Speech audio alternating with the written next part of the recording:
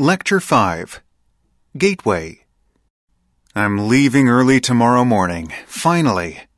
I've always wanted to explore the Amazon, the unknown and mysterious world. At this hour, the great Emerald Amazon Explorer should be at the port waiting for me to get on board.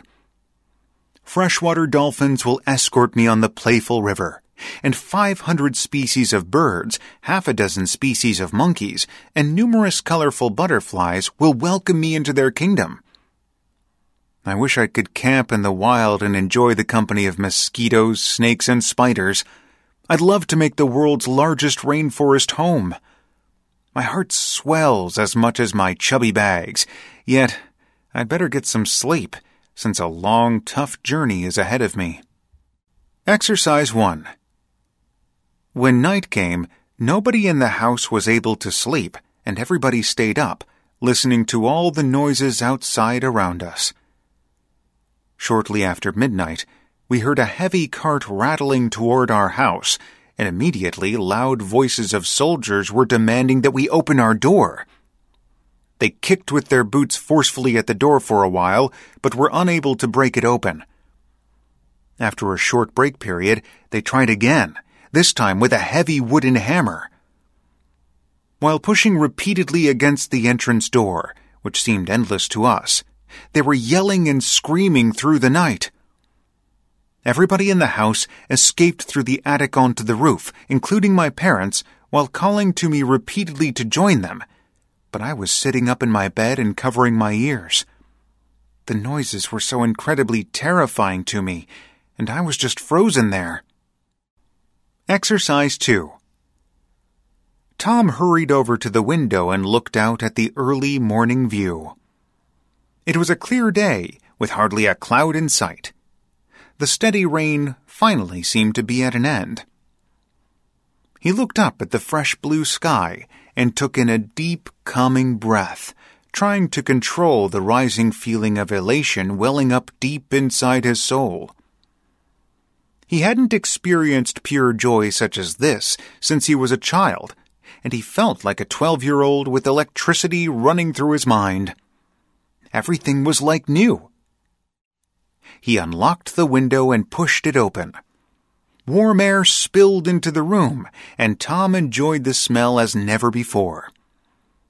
The sweet scent of flowers, mixed with wet grass and early morning dew, filled his senses. He took it in with great joy. Exercise 3. A subscription had been collected to provide champagne at dinner, and the meal was entertaining. The company had provided crackers in which were paper hats of various shapes, and these the passengers put on. There were paper streamers, too, which they threw at one another, and little balloons which they beat from one to the other across the room. They laughed and shouted. They were very cheerful. No one could say that they were not having a good time. As soon as dinner was finished, they went into the saloon, where the Christmas tree with candles lit was ready, and the children were brought in, screaming with delight, and given presents. Then the dance began. Some other passengers stood about shyly round the part of the deck reserved for dancing, and occasionally danced with one another. Exercise 4. This was something I thought I might be able to help you with.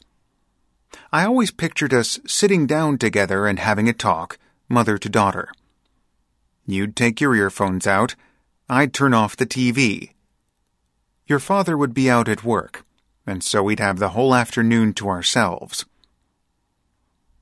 In this talk, I would begin by telling you, as straightforwardly as I could, the story of my own adolescence. My intention would be not to shock or embarrass you, but to try and show you we're not all that different, you and I. I do know what it's like to be your age. I was there once, after all. I lived through it, and hearing the mistakes I made, you might learn from them and not have to repeat them. You could be spared my scars, in other words, so that the life you grow up in might be better than the one I had. Today, I thought, would be a good time for us to have this talk on your 15th birthday.